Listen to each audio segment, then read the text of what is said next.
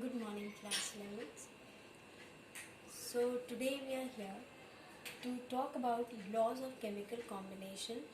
This is a part of the first chapter in NCERT, that is basic concepts of chemistry. Now, under laws of chemical combination, there are 5 laws: law of conservation of mass, law of definite proportion, law of multiple proportion, Gay-Lussac's law, and the last is Avogadro's law. So one by one, I will try and explain you these laws. Let us focus on laws of chemical combination.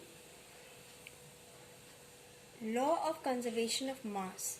Now, in a balanced equation, in lower classes you have learned that the teachers used to insist on writing a balanced equation, because an unbalanced equation in chemistry does not make sense and it violates the law of conservation of mass. How? We have a equation here, 3H2 plus N2 giving you 2NH3. Now this is 6 grams of hydrogen. 3 2s are 6 atoms are there, one atomic mass of one atom is 1 gram. So 6 grams plus 14 into 2, 28 grams is giving you 14 plus 3, 17 into 2, 34 grams. So you can see the mass of reactants is equal to mass of products. Similarly, we can take the example of any other reaction like calcium carbonate, CaCO3 giving you calcium oxide, CaO and carbon dioxide. So that also you can check. In any balanced equation, the total mass of reactant should always be equal to total mass of products. Then law of conservation of mass is satisfied. Now the second law is law of definite proportion. Now it states that, for example, if we have water, in case of water, 2 grams of hydrogen combined with 16 grams of oxygen, and the ratio by mass is 1:8. Now, irrespective of the fact whether we collect water from a river, lake or an ocean or from the filter of your home, the formula will always be H2O. In chemistry, whenever we talk about water, the first thing which comes to your mind is the chemical formula H2O. So, law of definite proportion states that when two elements combine, they do so in a definite proportion by mass. So, here it is like this. Similarly, carbon dioxide, 12 grams of carbon combines with 32 grams of oxygen. So, they are combining in a definite mass. Now, irrespective of the fact that carbon dioxide is produced in the lab or it is produced as a pollutant in the atmosphere or it is given out by the plants, the formula will remain CO2. Now, the third law states that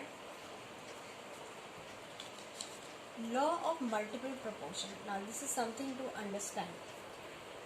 If this is the compound we talk about, then this is law of definite proportion. But if same elements combine to form more than one compound, then we say law of multiple proportion. Like carbon and oxygen here are combining to form carbon monoxide and also carbon dioxide. In carbon monoxide, the proportion is 12 grams is to 16 grams by mass. But in carbon dioxide, it is 12 grams to 32 grams. Similarly, nitrogen monoxide, it is 14 grams is to 16 grams of oxygen. Here it is 14 grams of nitrogen to 32 grams of oxygen.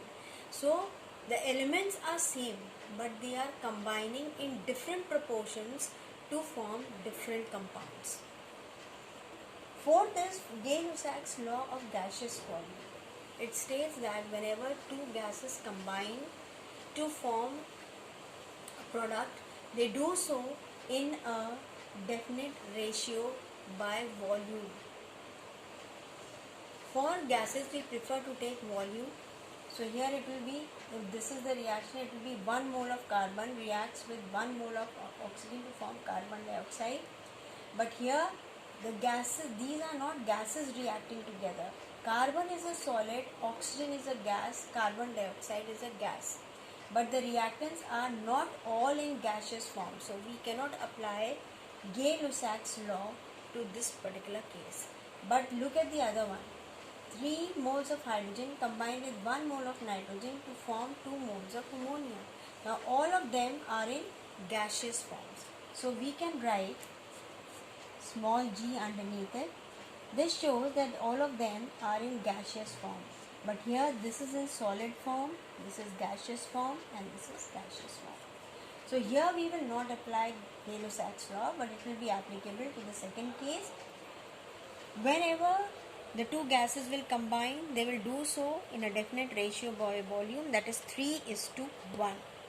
If we have 6 moles of hydrogen, we will have to take 2 moles of nitrogen.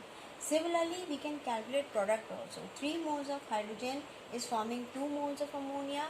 Therefore, if we take 6 moles of hydrogen, it will form 4 moles of how much amount of ammonia will be formed can be calculated by unitary method. Now, Avogadro's law.